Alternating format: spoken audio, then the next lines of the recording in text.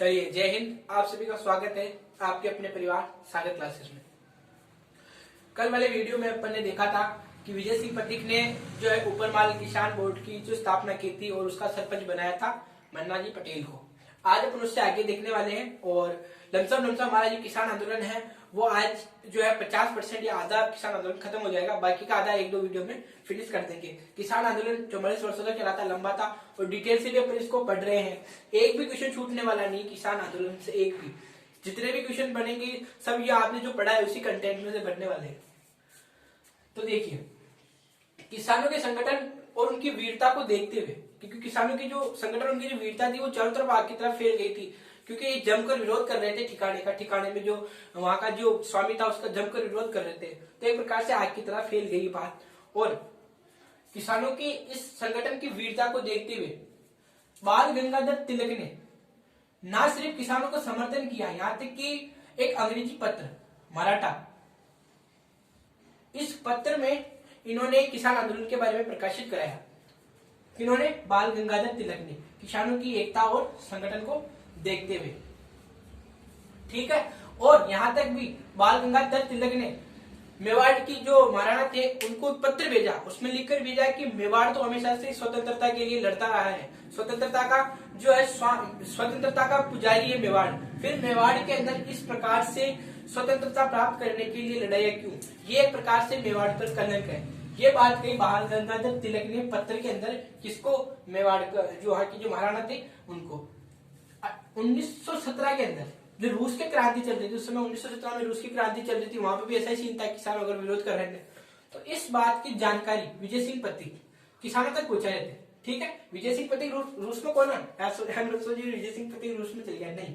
ये जो सूचना थी ये विजय सिंह पथिक के पास पहुंची थी और इस सूचना को विजय सिंह पथिक किसानों के पास पहुंचा रहे थे कि भी देखो किस तरह से विरोध करते हैं तो जो है हमारी मांगे और जरूरतों को पूरा करते हैं, करना ही पड़ता है सरकार को, है ना। तो विजय सिंह पथिक उत्साह करने के लिए, उनको और मनोबल बढ़ाने के लिए सूचना पहुंचा रहे थे।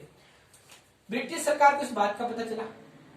जैसे ब्रिटिश सरकार को इस बात का पता चला तो ब्रिटिश सरकार ने क्या किया, वारंट निकाल दिया। उस वारंट में जो है वो किसके लिए था, गिरफ्तारी किसकी थी, गिरफ्तारी के लिए वारंट निकाल दिया विजय सिंह पथिक को कि विजय सिंह पथिक को पकड़ा जाए, ठीक है। ज्यादा ही कुछ जो है, ज्यादा ही नेतृत्व करने लग गया, ज्यादा ही जो उछलने लग गया, सूचना पहुंचा रहा है और एक प्रकार से हमारे जो है हमारे विरोध कर रहा है। तो मेवाड़ सरकार ने वारंट निकाला विजय सिंह पथिक के खिलाफ। अब विजय सिंह पथिक को जैसे इस बात की सूचना मिलती है कि मेवाड़ सरकार ने उनके लिए क्या निकाल दिया, वारंट, इनको गिरफ्तार किया जाएगा, तो विजय सिंह पथिक को किसानों ने, और विजय सिंह पथिक जो है वहां से बिजुलिया से उगमा जिला खेड़ा नामक गांव में जाकर एक सुनसान मकान में जाकर रहने लगे। एक ऐसा मकान जहाँ कोई नहीं रहता था, उस मकान में जाकर रहने लगे और उगमा जी का खेड़ा ही बिजुलिया किसान आंदोलन का फिर जो है वो बन गया, मुख्य केंद्र बन गया। क्यों बन गया, क्योंकि भैया जो नेतृत्व करता है मुख्य आदमी वो कहाँ है, उगमा जी के खेड़ा में, ठीक है। चलिए, और उस समय प्रथम युद्ध हो रहा था और प्रथम युद्ध में जो है हमारी भारत की तरफ से भी जो है ब्रिटिश सरकार के अंदर जो भारत के भी सैनिक थे, तो ब्रिटिश सरकार क्या करी थी, उस प्रथम युद्ध में जो हो रहा था उस प्रथम युद्ध में लड़ने के लिए किसानों से चंदा ले ली थी। तो इसका विरोध किया किसने, विजय सिंह पथिक ने इसका विरोध किया। और साथ ही साथ में किसानों ने और विजय सिंह पथिक ने इसका विरोध किया। और एक नारायण पटेल नामक व्यक्ति थे, वो थे गोविंद गांव के निवासी थे वो। नारायण पटेल जी ने बेकार करने से साफ मना करते। बेकार का मतलब काम भी करे और उसका कोई रिटर्न ही नहीं मिले, कोई नहीं करेगा वैसा बेकार, है ना। तो बेकार करने से साफ ही मना कर दिया। किसने मना कर दिया, नारायण पटेल ने। गांव कौन सा था, गोविंद गांव। नारायण पटेल ने इसको बेकार करने से बिल्कुल ही जो है साफ मना कर दिया था। तो फिर क्या हुआ, इनको जेल में डाल दिया गया नारायण पटेल को ब्रिटिश गवर्नमेंट के द्वारा।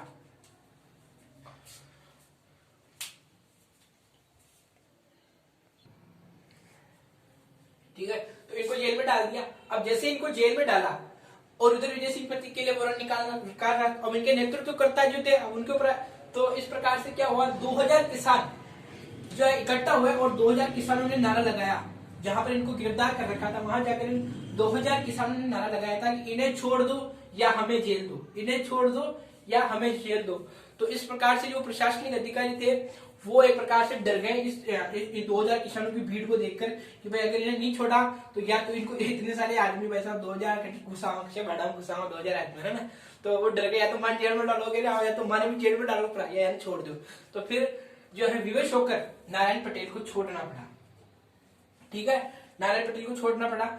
अब देखिए जब नारायण पटेल को छोड़ने के बाद में देखिए चारों तरफ एक प्रकार से जो है आग लग चुकी थी, सब एक्टिव थे, कवि भी एक्टिव हो गए थे जो देश प्रेम भक्ति की कविताएं लिखते थे, किसान एक्टिव हो गए, युवा एक्टिव हो गए, धीरे धीरे लोग जुड़ने लगे थे और किसान आंदोलन को गति मिलने लगी थी। तो देखिए वर्मा जी जो थे उस समय वहां के बहुत ही शानदार प्रसिद्ध जो है गीत लिखते थे, तो उनका एक पंचेड़ा नामक गीत था, वो फेमस होने लगा और उस पंचेड़ा नामक गीत को उत्साह के साथ गाया जाने लगा। वहीं प्रज्ञा चक्षु भंवरलाल जो कविताएं लिखते थे, उनकी कविताओं में बिजोलिया किसान आंदोलन को एक प्रकार से गति देती।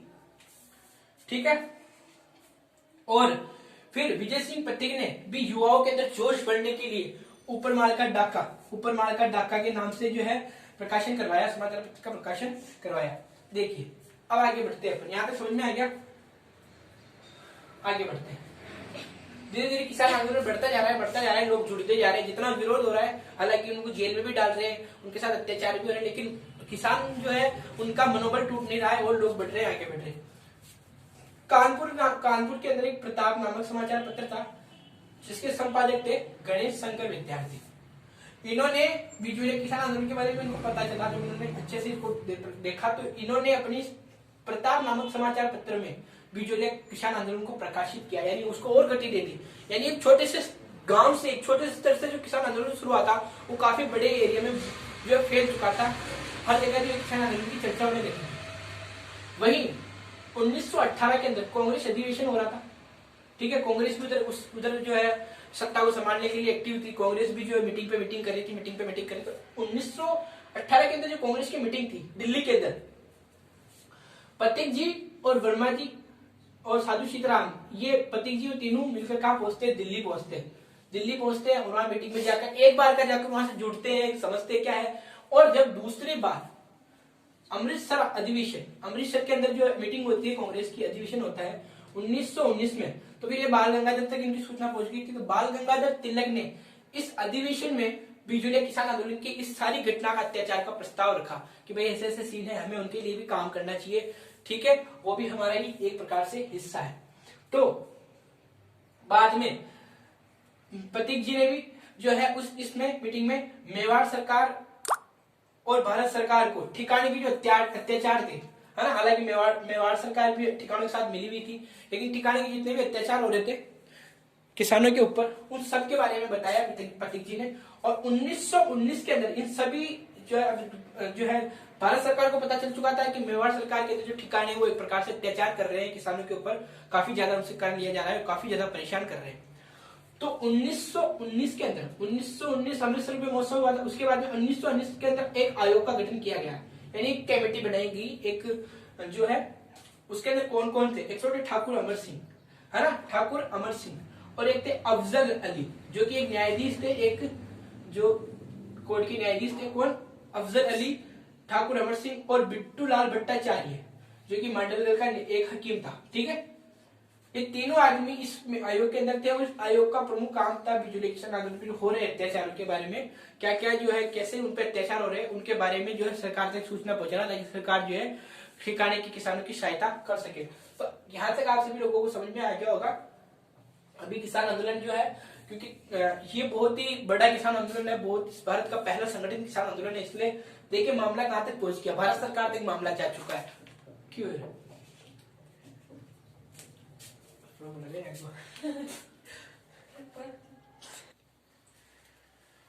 चलिए, बात भारत सरकार तक पहुंच गई थी, है ना, काफी ज्यादा जो है मामला गर्म हो चुका था और आयोग के जो गठित किया गया था, अब उस आयोग ने सिफारिश की मेवाड़ सरकार को कि एक तो जो जितने भी कार्यकर्ता थे मेवाड़ के जो बिजोलिया किसान आंदोलन सबको छोड़ दें और ये जितने भी जो अनावश्यक कार्य सबको हटा दे और एक बेगार को समाप्त कर दे। मेवाड़ सरकार को इसकी सिफारिश की गई, पर मेवाड़ सरकार तो समझती तो बहुत दिनों पहले समझदार थी। महाराणा फतेह सिंह अगर इस चीज को समझते तो जब फर्स्ट बार अपन ने देखा था साधु सीताराम दास ने ठाकरे पटेल और नानजी पटेल को भेजा था उसी समय मान जाते, लेकिन नहीं, अभी भी वो नहीं मान रहे थे। मेवाड़ सरकार ने इस पर कोई निर्णय नहीं लिया और बाद में इस पे तो कोई निर्णय लिया या ना लिया, लेकिन बाद में 200 प्रमुख किसान, सबसे इम्पोर्टेंट किसान थे जो किसानों का नेतृत्व संभाल रहे थे, उनको भी जेल में डाल दिया। जब मदन मोहन मालवीय इसके बारे में महाराणा से जो है महाराणा से सिफारिश की छोड़ दे, है ना, अन्यथा जो है इसका जो परिणाम है वो काफी जो है गंभीर होगा। तो महाराणा ने एक भी ना सुनी। महाराणा उस समय भी फतेह सिंह ही थे मेवाड़ के, है ना, और इस समय भी फतेह सिंह ही है। ठीक है, अब देखिए 1919 के अंदर पथिक जी वर्धा पहुंचते हैं और वहां पर मुंबई के अंदर महात्मा गांधी से मिलने के लिए वो जाते हैं। लेकिन महात्मा गांधी से मिलने के बाद में महात्मा गांधी अपने सचिव, जो उनका सचिव था महादेव देसाई, इस महादेव देसाई को बिजोलिया भेजते हैं कि बिजोलिया की जितनी भी शिकायतें बिजोलिया जाकर जो है बिजोलिया भेजते हैं। ठीक है, और साथ ही साथ एक पत्र भी लिखते हैं, किसको, फतेह सिंह को, कि भाई जितने भी अत्याचार हो रहे किसानों पर सबको समाप्त कर दिया जाए, है ना, अन्यथा भारत सरकार द्वारा इसके ऊपर एक्शन लिया जाएगा। लेकिन फिर भी फतेह सिंह नहीं माने, कोई एक्शन नहीं लिया। चलिए, फिर बाद में 1919 के अंदर वर्धा से जो है विजय सिंह पथिक ने एक अखबार का प्रकाशन करने का निर्णय लिया कि अब यहाँ से एक अखबार प्रकाशन होना चाहिए जो पूरे भारतवर्ष में बिजोलिया किसान आंदोलन के बारे में बता सके और पूरे जितने भी किसान है वो सब एकजुट हो सके और मिलकर लड़ाई लड़ सके। क्योंकि विजय सिंह पथिक को पता था कि हर जगह किसानों की जो है दरिद्रता, जो उनकी जो है सब पर अत्याचार हो रहे हैं, है ना। तो राजस्थान केसरी एक समाचार पत्र में निकालने का जो है निर्णय लिया गया 1919 में वर्धा से।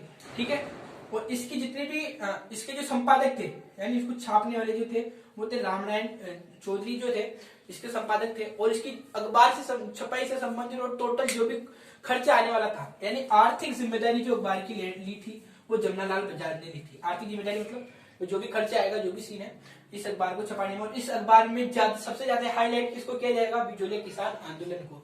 ठीक है, कि उस समय सबसे गर्म मुद्दा वही था। एक तरफ जब अंग्रेजों से छुटकारा पाना चाहते थे, दूसरी तरफ किसान जागीरदारों और ठिकानों से जो अत्याचार हो रहे थे उनसे मुक्त होना चाहते थे।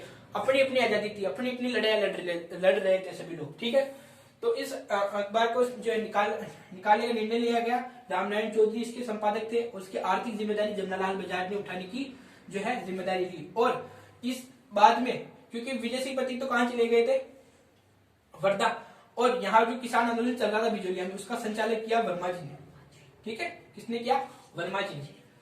अब वर्धा के अंदर 1919 में विजय सिंह पथिक ने राजस्थान सेवा संघ की स्थापना की। किसकी स्थापना की, राजस्थान सेवा संघ की स्थापना की 1919 में वर्धा में।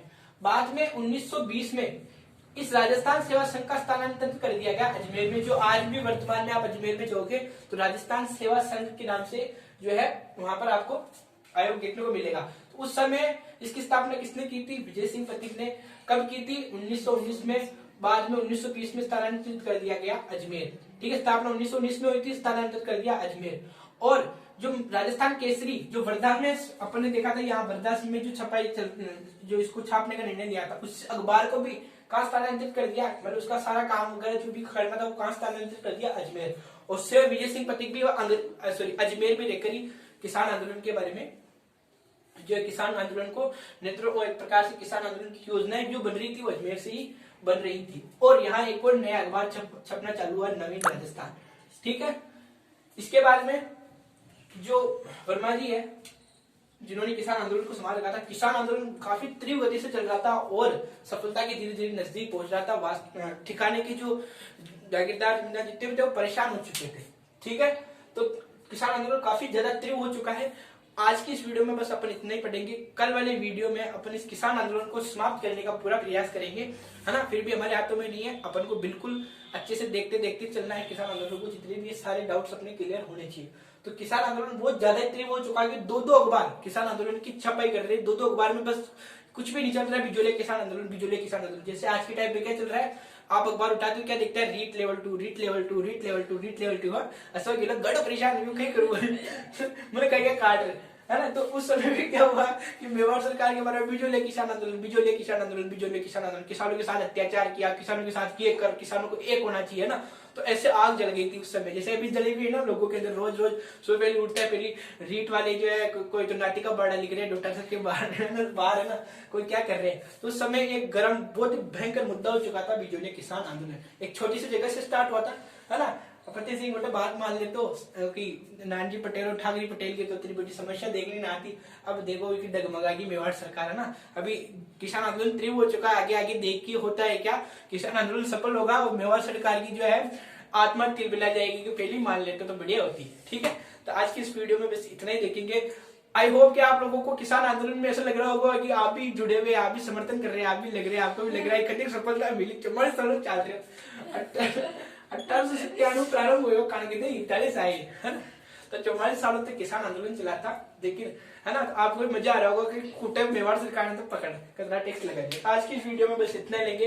इसी के साथ जय हिंद जय भारत। इंतजार कीजिए, कल वाली वीडियो में किसान आंदोलन पूरा समाप्त करने का प्रयास किया जाएगा और किसानों की सफलता का हम लोग जश्न मनाएंगे। ठीक है, ऑनलाइन तरीके से।